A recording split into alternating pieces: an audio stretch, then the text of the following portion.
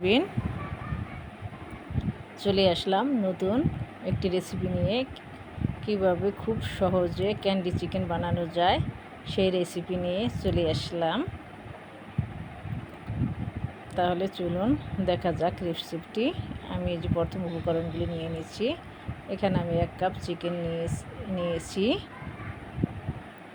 ছোটো করে টুকরো করে ধুয়ে পানি ঝরিয়ে নিয়েছি। তারপর এখানে আমি একটা পেঁয়াজ কুচি দিয়ে দিলাম। সব উপকরণ একসাথে দিয়ে এটাকে ব্লেন্ড করে নেব। 1 টেবিল চামচ আদা রসুন বাটা দিয়ে দিচ্ছি। 1 টেবিল চামচ মরিচ গুঁড়া, হলুদ গুঁড়া দিব না, এটা হচ্ছে গরম মশলা গুঁড়া, যে মশলাটা আমি সব কিছু দিয়ে যে বানাই, জয়ফল জয়ত্রী এগুলি দিয়ে বানাই, ওটা দিয়ে দিলাম 1 চা চামচ। ধনে গুঁড়া দিয়ে দিচ্ছি 1 চা চামচ। সামান্য লবণ দিয়েছি 1/4 চা চামচ। আর সামান্য টেস্টিং সল্ট দিয়েছি একদম অল্প, কারণ এখানে আমি সয়া সস দেবো, এই জন্য লবণটা বুঝে দিতে হবে। আর 1 চা চামচের একটু বেশি আমি সয়া সস দিয়েছি। একটা কাঁচামরিচ দিয়ে দিচ্ছি, দিয়ে এটাকে ব্লেন্ড করে সাইডে রেখেছি। আর এটা একটা ব্যাটার করে নিতে হবে। ব্যাটারটাকে আমি 2 টেবিল চামচ ময়দা গুলে নিয়েছি। তার ভিতর আধা চা চামচ মরিচ গুঁড়া, জিরা গুঁড়া, সামান্য লবণ দিয়ে একটা ব্যাটার করে সাইডে রেখে দেব। তারপরে যে আমি পাউরুটিগুলি নিয়েছি, আর এই যে এরকম একটা বরমের মুখ নিয়েছি। যদি আপনাদের স্টিলের যে কোনো কাটার থাকে ওটা দিয়ে কেটে নিতে পারবেন। আমি এটা দিয়েই কেটে নিয়েছি। আমি ডোনাট কাটার দিয়ে কাটতে চেয়েছিলাম, কিন্তু ডোনাট কাটারটা অনেক বড়, তাই আমি এরকম একটা কোটার মুখ নিয়েছি। ওটা দিয়েই সুন্দর করে কাটা যায়।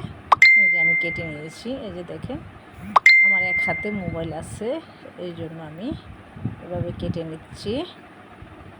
তারপর যেটাকে আমি চিকেনের একটা পুরজে ব্লেন্ড করে নিয়েছিলাম, ওইটা আমি পাউরুটির ছোটো করে যে কেটে রেখেছি ওইটার সাথে চামচ দিয়ে আমি লাগিয়ে দিলাম। তার উপর আরেকটা পিস লাগিয়ে এভাবে আমি সব পণ্যগুলি বানিয়ে নিব। এই যে আরেক পিস আমি বানিয়ে নিচ্ছি। আপনারা আপনাদের পছন্দ মতন করে দিবেন। আমি 1 টেবিল চামচ দিয়ে বানালাম। আপনারা চাইলে আর একটু কমও দিতে পারেন, আরও একটু বেশিও দিতে পারেন, আপনাদের ইচ্ছা। আমি 1 টেবিল চামচ একটার ভিতরে দিয়েছি। বাচ্চারা এই রেসিপিটা, এই নাস্তাটা খুবই পছন্দ করবে, কারণ এটার ভিতর চিকেন আছে, আবার ওদের স্বাস্থ্যের জন্য অনেক ভালো, মানসম্মত একটি খাবার। তারপর আমি সবগুলিতে লাগিয়ে নিলাম চিকেনগুলি। তারপর ব্যাটারে চুবিয়ে এবার ব্রেড ক্রাম্ব লাগিয়ে নিব। এটা আপনারা ভোজনও করে রাখতে পারবেন। খুব সহজে চটপট বানানো হয়ে যায়। তারপরে যে ব্রেড ক্রাম্বগুলি আমি লাগিয়ে নিব একদম ভালোভাবে, যেন কোনো জায়গায় ব্রেড ক্রাম্ব না লাগানো থাকে, এরকম যেন বাকি না থাকে, সেভাবে আমি সুন্দর করে, এই যে দেখেন কত সুন্দর, দেখতেও কত সুন্দর আর চটপট হয়ে যায় বানানো। আর চিকেনটা আমরা ওইভাবে করে সুন্দর করে কৌটার ভিতরে রেখে, টিফিন বাটির ভিতরে রেখে দিতে পারি। যখন বানাবো শুধু বের করে নিলেই হবে। তারপরে এবার চলে যাব আমি বাজার জন্য। আমি আগেই তেল দিয়ে রেখেছিলাম, তেলটা যেন বেশি গরম না হয়, তাহলে কালার চলে আসবে।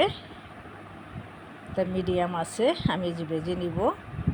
আশা করি আমার রেসিপিটি আপনাদের ভালো লাগবে।